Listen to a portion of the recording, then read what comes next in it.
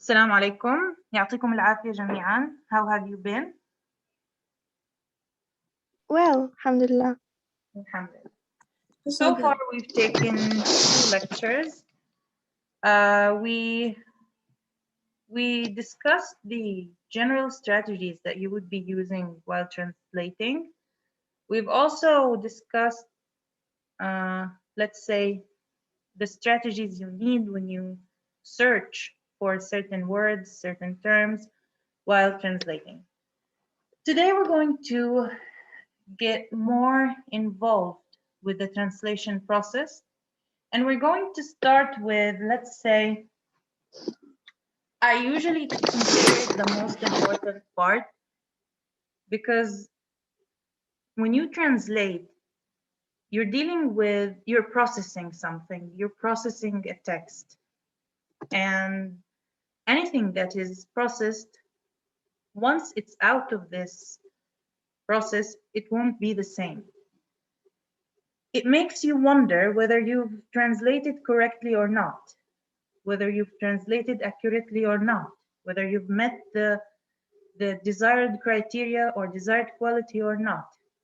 So it's good to answer this question at the very beginning in order to be able to assess our own translations, to evaluate our own translations, to know what we've done right and what we've done wrong. I'm going to remind you again of not using the chat unless it's important. And if there's anything urgent, you can just unmute yourself or raise your hand. Please don't use the chat while we're explaining. So what do we mean when we say any item that is processed does not go out of the process the same? Now, if you want to make food, okay, the ingredients you have before making the food are not the same once the food is done. Let's say you want to make مسخن. You're going to need the onions, you're going to need the chicken, you're going to need the oil, and so on. Now, once it's done, it becomes مسخن, right? But if you eat the onions alone, it's not مسخن. If you eat the chicken alone, it's chicken, it's not مسخن. Similarly, when you handle a text, okay, before and after, it's not the same. And we're going to explain why it's not the same in today's lecture. What do translators do? They decide which items can be maintained in the target text and which items cannot, but be lost. What does that mean? Now, in every text, we always hear that loss is inevitable. It has to happen. Why it has to happen? Because sometimes when you have 2 synonyms, 2 words that have the same meaning, when you use the first one, it's different from the second one, even though they both have the same sense or they both indicate the same thing. Now, what do texts consist of? And this is a question to the students. What does a text consist of? What do texts consist of? Samah. It consists of some sentences, some phrases, and Hold some on. punctuation marks which Hold give on, a meaning. hold on. You said sentences, right? Yes, Turn off your camera.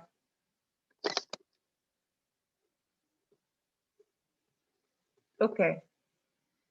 What else? Sentences is correct. What else? A group of words. Who said that? Saja. Okay. Group of words. What else?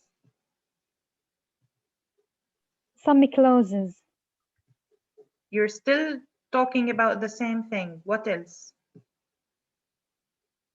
أريج a meaning. Meaning, thank you. Meaning, that's another one, yes. Structure. Structure. Ideas. What? Topic. Topic. Ideas and thoughts. Ideas, Tense. thoughts, yes. What else? Tense. What? Tense زمن. Okay, tenses, fine. Okay, Title. the title, okay. So let me answer the question. Texts, and this is gradually arranged. Texts consist of first letters. Sounds weird. Why letters? Of course they consist of letters. Why is this important to us as translators? We'll answer that. Consists of words. Okay, so what's the difference between letters and words? And why do we have them written separately from sounds? And then structure, and then direct meanings of sentences and indirect meanings of sentences and ambiguities. But what's the difference between indirect meanings of sentences and ambiguities? Culture and religion, attitude, level of education and social status, style, foreignness.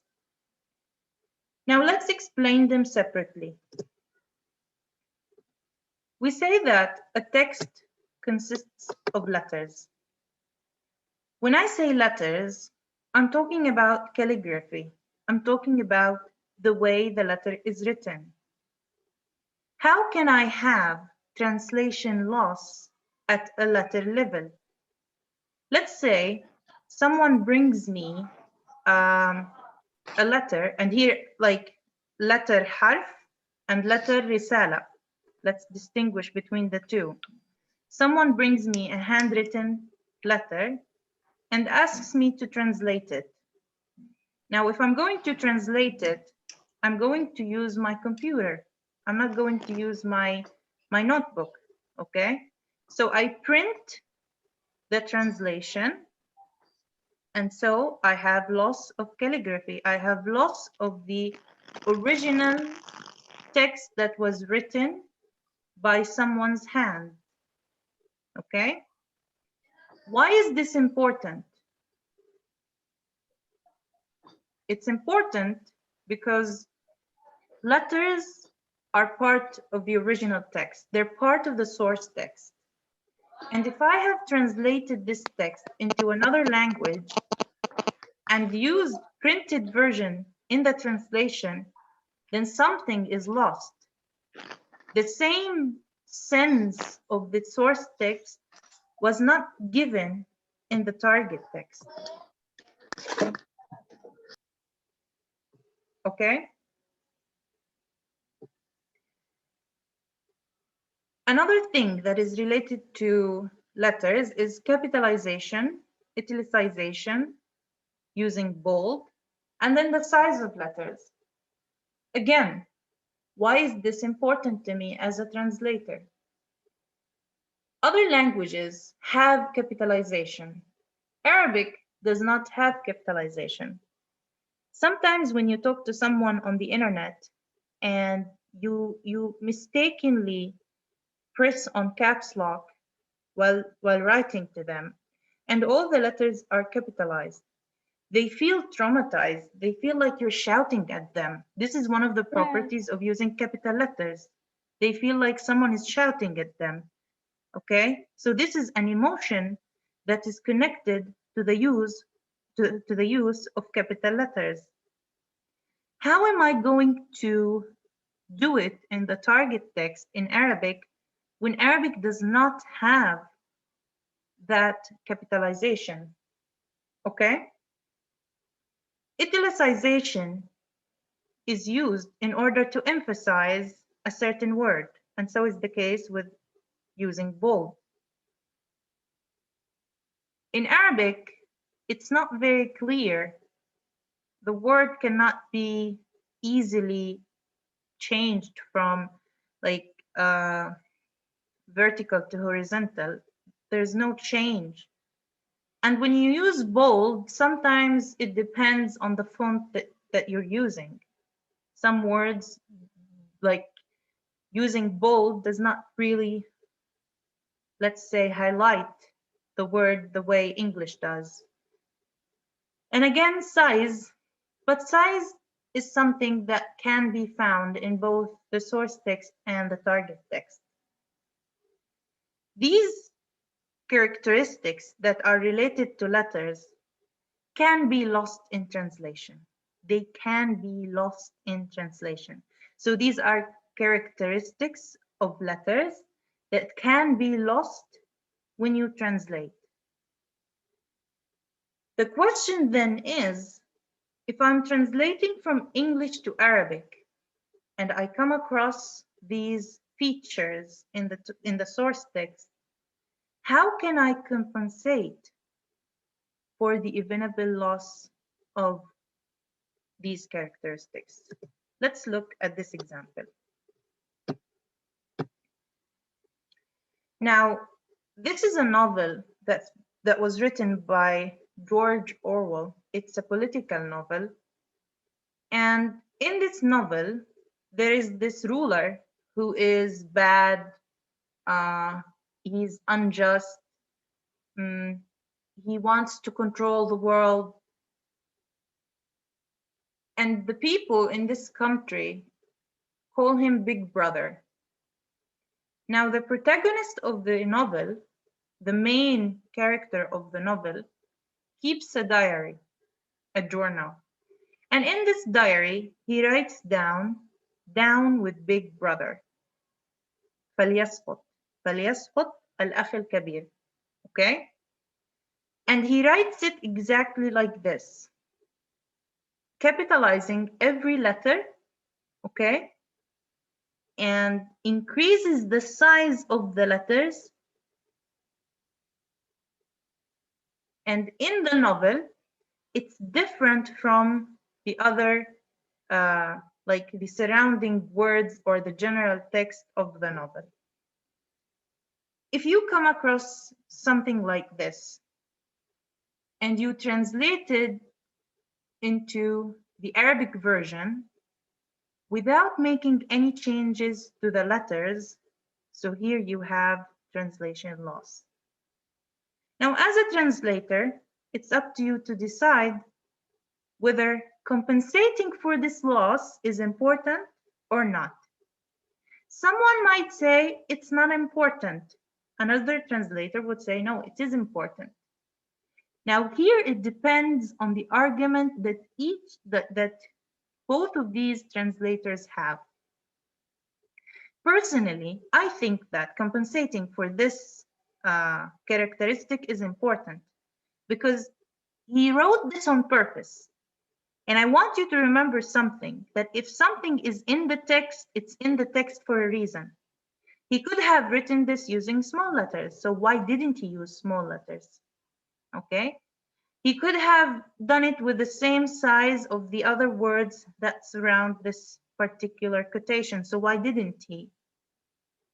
By asking myself these questions, I come to the conclusion that compensating for this added feature is important. Now, my question to you is, how can I compensate for the loss of capitalization from English to Arabic? So we understand that it has to be done at the level of the letters. You can't add words, because if you add words, then you're going to add to the text something that is not in the source text, so you're going to fall back to the same problem. Addition is also loss. Remember that. Addition is also loss. Yes, someone wanted to answer? I Aywa? I Yes. think that we can bold the Arabic text. We can do what? Right? Bold the Arabic text. Use bold, you mean? Yes. Okay. What else? Only Or bold? maybe we can put the Arabic text and the English text in, you know, something like horizontal or in comparison, something like that. But this is going to ruin the text. It's going to change the text because the original text is only written in one language. If the target text has two languages, then you've added something, then you've lost something.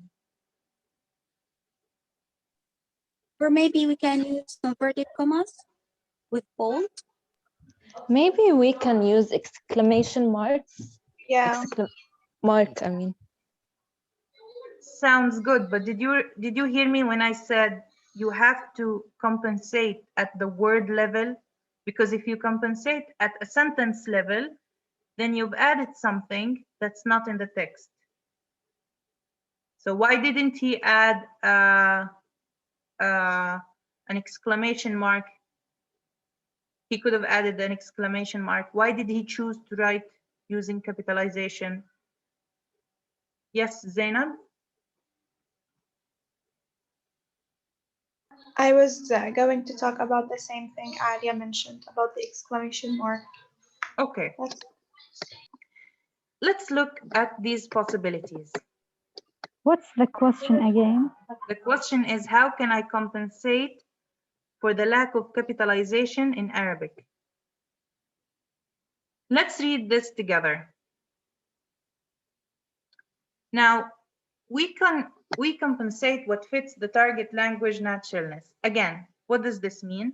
It means that you want to use something in the target text that's not awkward, that gives you the same sense that the characteristics of the source text offer. So we said that Arabic does not support capitalization. So what can I do? I can stretch the letters. I can stretch the words, and we're going to see how we can do that. Italicization in Arabic is not clear, as we mentioned. So how can I replace that? I can underline the words. Bold can sometimes be clear in the target text, or it can be replaced with a quotation mark. Now you would notice that these rules are applied in English as well. Sometimes you can italicize the word or you can underline it. You can use bold or quotation marks, okay? Now, and by quotation marks, I mean these, not the two converted commas, because the converted commas are for quotation, not for like when you want to highlight a certain word, you don't add two, like a full two quotation marks, you just add the apostrophe at the beginning and apostrophe at the end. Let's look at them together. Now, فليسقط الأخ الكبير أو يسقط الأخ الكبير, you would notice that the letters themselves are stretched. And you can do this using your computer, or you can use your mobile. It works on both. But if you're going to use it on your computer, what you do is that you write the letter and then you press Ctrl or Control and J or Tab. I'll show you. So I'm going to add a text. So here I'm going to write Ma Munir, for example. What I do is that I go next to the letter I want to stretch, and then I press, shift and Tab or J. So shift and J, and it becomes like this.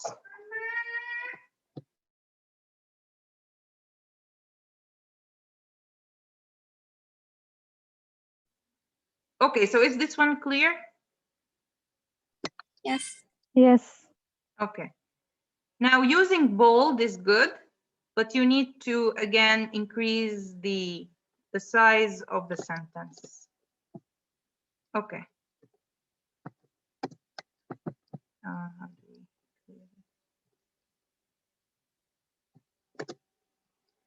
Now, we said that loss can be at different levels. We mentioned at a letter level, and now we're going to mention at a word level. Now, look at these two verses. اذهبا إلى فرعون إنه طغى فأتياه فقولا إنا رسول ربك. Now, both these words mean go. They mean go. But in Arabic, they're synonyms. Remember when I said they can be synonyms, but each word has more connotations than the other, okay? So when you have, and these two verses come, like they follow, I think there is a verse between them in Surah Taha. In the translation, you would notice that فَأْتِيَاهُ and idhaba are both translated the same way.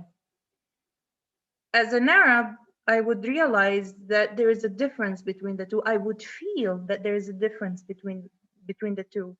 But as a person who does not speak Arabic and they read the translated version, they won't be able to distinguish that the original verse had two different words that look differently and sound differently. How can I compensate for this loss?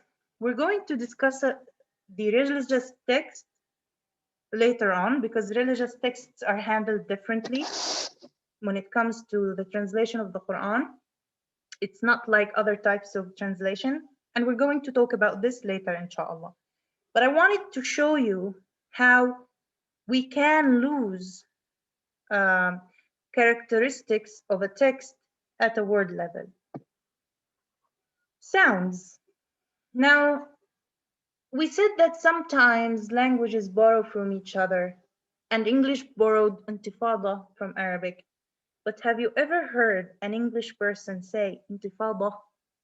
No, they turn it into a da. Intifada, intifada. Okay?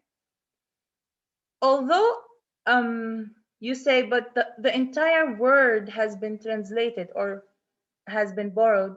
Yes, but I have lost this particular sound.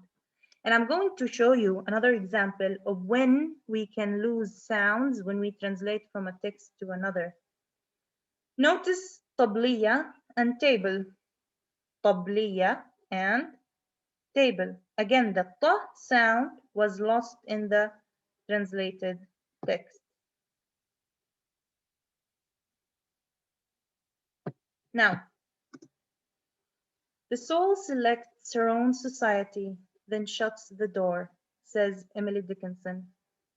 You know who Emily Dickinson is? She's a poet. She's an American poet. And look at the alliteration.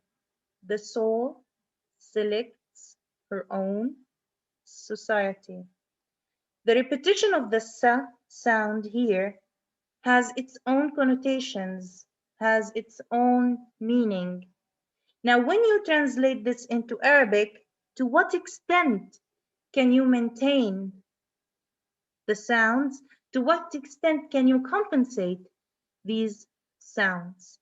Again, this will be discussed, inshallah, when we address literary translation, the translation of poems, stories, and so on. But I want you to think, I want you to try to think about how we can compensate for these sounds.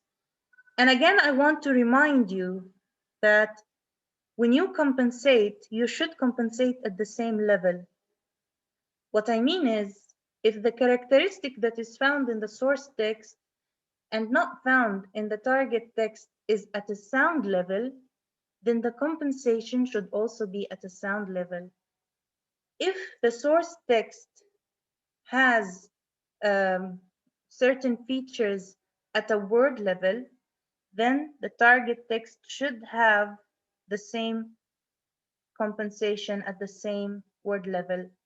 Now, a second ago, when we said that in the Quran, there were two words that had the same meaning but different, I don't want to say connotations because they probably have the same general sense, but as long as two different words were used, then two different meanings. I don't want to say different, but two, let's say, not 100% the same meaning was intended.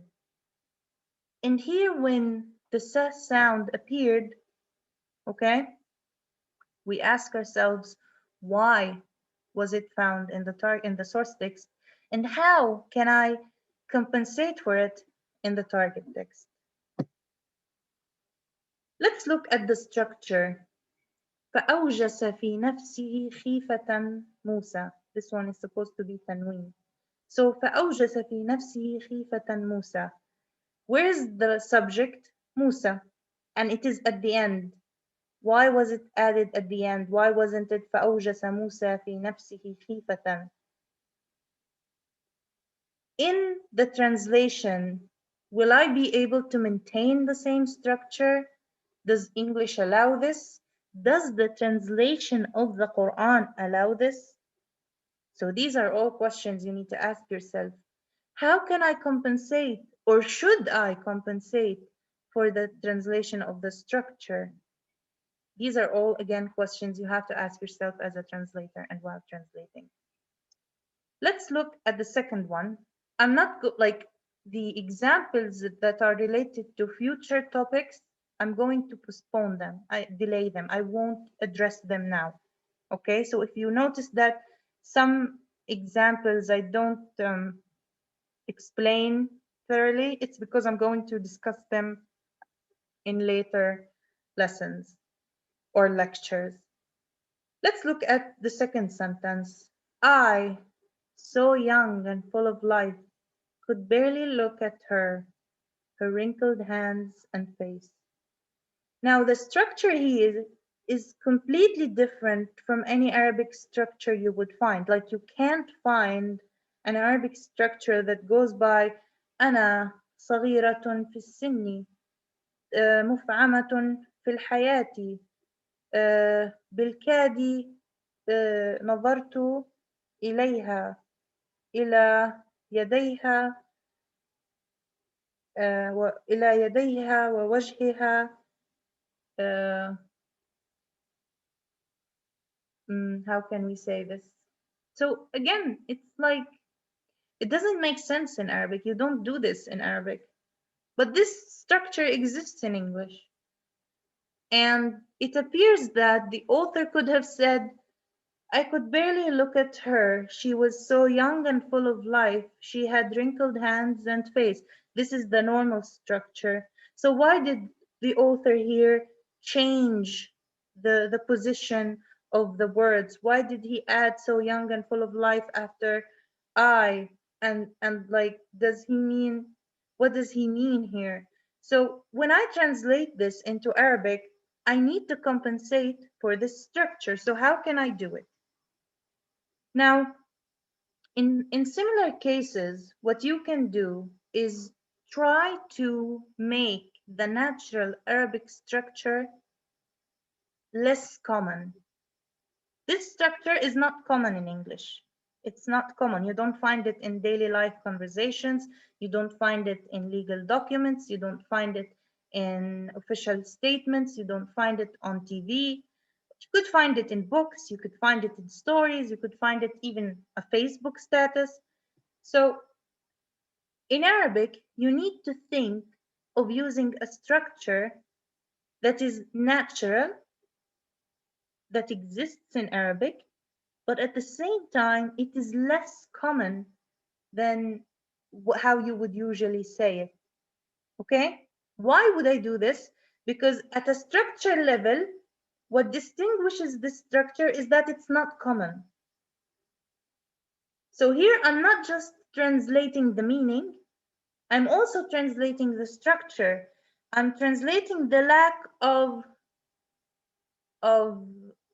let's say, or the absence of the common use of an English structure. So I translate a strange Arabic structure, one that is Arabic, exists in Arabic, but less common than how such sentence would usually be said. We have less than a minute, so I'm going to send you a new link on WhatsApp.